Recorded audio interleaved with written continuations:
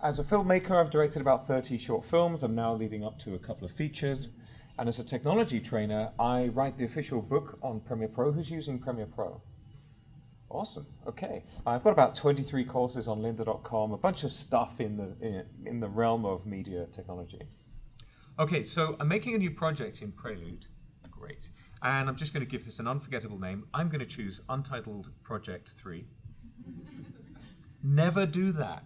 When you're working with complex technology like nonlinear editing systems, compositing applications, 3D animation, particle effects, it's very tempting to just go, oh, I don't know, put it on the desktop. I actually edited a program for the BBC once where I came in late, I just finished off the edit for the online, and the editor I took over from had an entire bin full of sequences called Untitled Sequence. It turned out that the correct sequence was called something like Untitled Sequence 27, Final, oh God, I'll never finish. Star. It was the 5 stars, that was the one that we had to use. So my advice is always have one bin that's called Master Sequence with only one item in it. It means that if you're abducted by aliens, which of course could happen, somebody else can sit down at the machine and they know exactly which sequence or composition or piece of media that they're working on. Have another bin called Backup Sequences and another bin called Experimental Sequences. The Experimental Sequences bin is to just let the director know they have no idea what they're talking about. So if they say, I'd really like to try something, you say, that's great, let me just duplicate the sequence, and you put it very clearly in the Experimental Sequences bin, and then you try it out and say, that was very interesting, now where were we?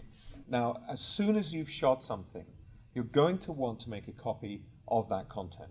They say in IT that if you only have one copy of a file, you effectively do not have the file.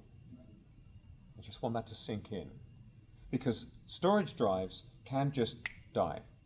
A very close friend of mine, she's a very experienced filmmaker, had 100 terabytes, 100,000 gigabytes of data disappear.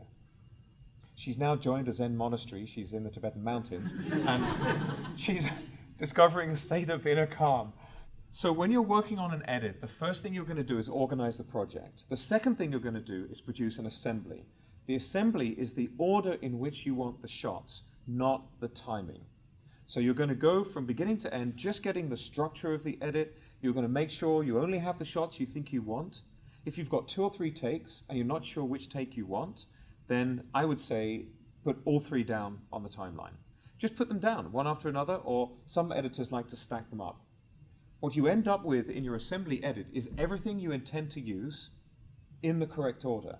But you've also got all, the clapperboard and the director saying cut and all that stuff as well. Don't bother with the timing unless it's really absolutely obvious that you're not going to want it, like the camera was left running for 5 minutes by accident. Don't put that into your assembly edit. So in Premiere Pro, we've now got media. We're probably going to want to work in Photoshop maybe to produce some graphics. Maybe we're going to want to use Photoshop to do some text or a strapline. I'm going to go up to the File menu. I'm going to choose New, and I'm going to choose Photoshop File. When you do this from inside of Premiere Pro, rather than creating a new PSD in Photoshop, Premiere Pro automatically sets it to the same frame size as your current sequence. As a futurist and as a technologist, I can explain quantum entanglement, I can build computers, and I can make great tea. But as a filmmaker, I don't want to think about technology in any way whatsoever. I want to be guided by my creative intuition. And anytime I can get the technology to do things like work out the numbers for me, I want that to happen. Time is one of the few commodities you possess. Everyone has the same amount. You've got a certain number of seconds every day, and you want to make the best possible use of them. So when you're sitting editing, that's not your downtime. That's your, I'm going to make something that's pure creative genius time.